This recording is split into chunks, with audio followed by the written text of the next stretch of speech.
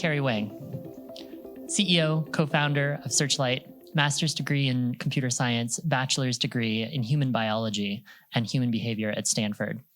She and her sister Anna are building Searchlight and have some really interesting personal stories to share about why they're building a new way to understand the history of a candidate coming into the workplace. So I'll let Kerry say more.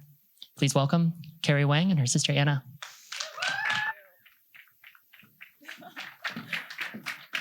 Thank you. Wow. Well, hi, everyone. I'm Kerry, the co-founder of Searchlight. And I'm Anna, the other co-founder of Searchlight. You might think that Anna and I look a lot alike. You're not seeing double. So not only is Anna my co-founder, she is also my twin sister. And today, I'm super excited to have the opportunity to share our story with you all. Thank you. So when people first meet Anna and I, they tend to think that we're the same person. Except we're not. But you would only know that if you knew us really well or talked to the people who are close to us. For example, Anna is an amazing salsa dancer, while all of my dance partners are traumatized forever. When we moved to the Bay Area for college, we, without meaning to, started picking up the same credentials. Undergraduate and master's degrees from Stanford, stints at Google and McKinsey at the same time, but in very different roles. What this meant is that while our skill sets became more and more differentiated, our credentials and our resumes started looking more and more similar.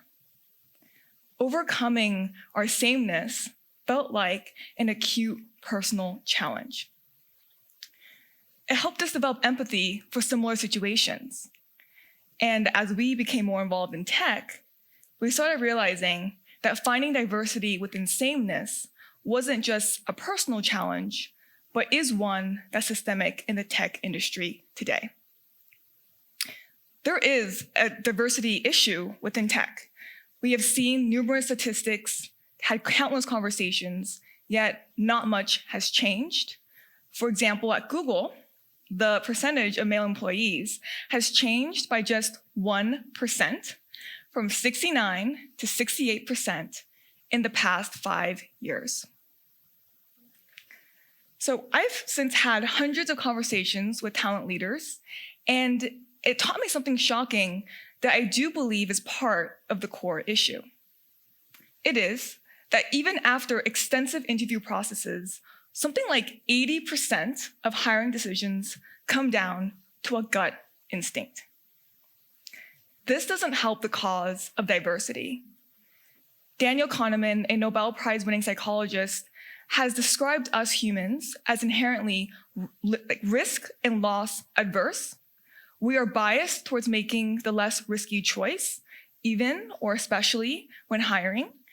It is like what a recruiter once told me: no one ever got fired for hiring the Harvard kid. If we want to make progress in diversity while still making qualified hires, we need better signals and more information than gut instinct. This reminds me of my own biggest break, which is when I got accepted at Stanford. Getting into Stanford changed the course of my life, and it opened me up to opportunities that were previously out of reach. I am the daughter of immigrants who came into this country with pots and pans stuffed into their suitcases because they didn't have the money to buy new ones once they got to the United States. I am a female minority with no legacy. So why did Stanford choose me? There are many dimensions to the decision, but I do believe that there was one influential X factor. And that X factor was a letter of recommendation written by a college professor who I'd interned for. Because I had spent the summer working for him, he saw me beyond the surface and believed in my ability to achieve. He had the context to vouch for me being able to perform and to succeed. And most importantly, his reference was timely. His perspective, it was an additional data point available during the evaluation of my application. This meant that when it came time for Stanford to make a decision on my acceptance, they had additional signal on my abilities. I became a less risky choice. I could have easily been lost amongst a sea of hopeful Stanford applicants, but someone who saw my past performance vouched for me, and it helped set me apart. What this brings up for me is wondering whether companies can leverage similar signals to make better hiring decisions and to choose what would otherwise have been perceived to be the riskier choice. My experience with references in the working world has been vastly different than those in the typical admissions process. While hiring processes today do take in third-party perspectives, they're usually done way at the end, after a decision has already been made and past when those perspectives could have added signal on all potential applicants. It strikes me that if employers could pull references earlier, that could have meaningful impact. It could give teams more information and more confidence to make their hiring decisions, especially for candidates from underrepresented backgrounds. Now, don't just take it from me. We can look at studies who have been done at top-performing tech companies. At Facebook, for example, they did a study analyzing predictors for their top performers.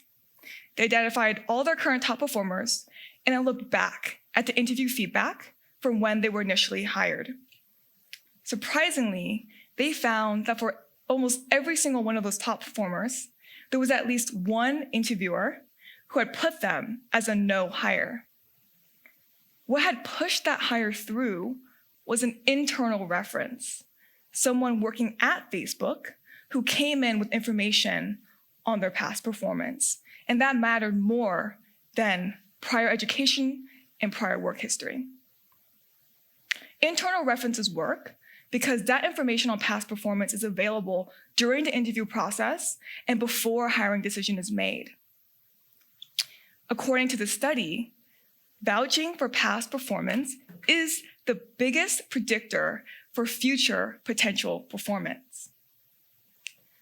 Now, this then leads to the golden question, which is, if we can recreate the same effect for the typical underrepresented candidate who doesn't have the benefit of an internal reference, then could we help companies consistently make top-performing hires from underrepresented backgrounds?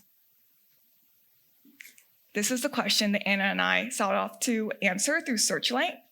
We're seeing that all of our partners who have used us earlier in the hiring process to gather references, this is opposed to the traditional end of the funnel reference check.